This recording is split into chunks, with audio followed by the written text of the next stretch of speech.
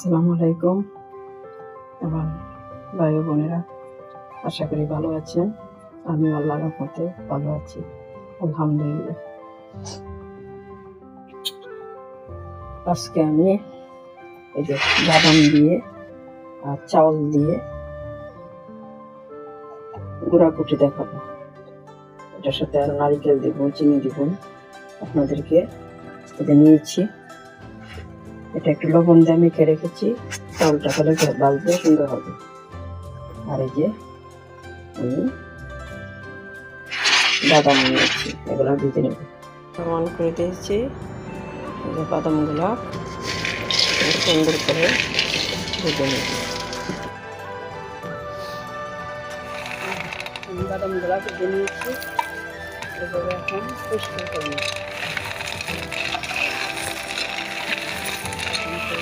পরিষ্কার হয়ে যাবে, আমি চাউলগুলো ভেজে নিয়েছি।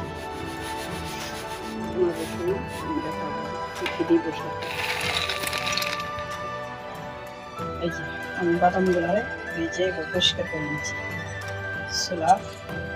চুলা সারিয়ে নিয়েছি। আর এই যে চাউল ভেজে নিয়েছি, ব্লেন্ডার দিয়ে সুন্দর করে এর সাথে চিনি দিব, তারপরে নারিকেল দিব, দিয়ে গুঁড়ি করব। এই গুঁড়াটা খেতে এত সুস্বাদু হয়, আপনারা যারা না খাইছেন তারা খেয়ে দেখবেন, পরে আমাকে বলবেন কেমন হয়েছে। ভালো না হলে জানাবেন, যারা খাইছেন তারা তো জানেন। আচ্ছা, আমি ভিডিওর সাথে দেখতে থাকুন। এই যে আমি চাউল আর বাদাম এভাবে একসাথে দিয়ে ব্লেন্ডার করে নেব। আবার এটা পাটাও পিষে নেওয়া যাবে।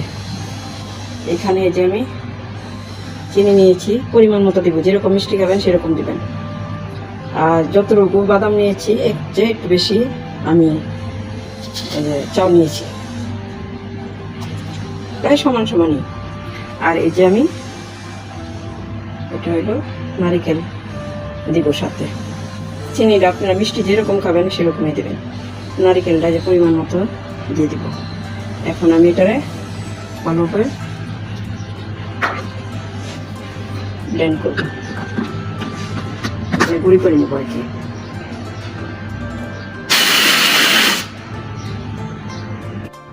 এই যে আমি বাদাম আর এই যে চাউল একসাথে ব্লেন্ডার করতে পারি না, করে বেটে নিয়েছি। এটার সাথে আমি পরে এই যে মিশাইছি